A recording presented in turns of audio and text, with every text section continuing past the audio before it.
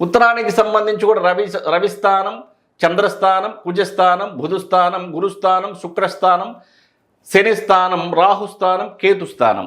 అంటే రవిస్థానం అగ్నిభయం మంచిది కాదు, పెట్టకూడదు. అంటే రవిస్థానంలో సింహద్వార నిర్ణయం అనేది జరపకూడదు. చంద్రస్థానం సౌఖ్యం మంచిది, పెట్టుకోవచ్చు.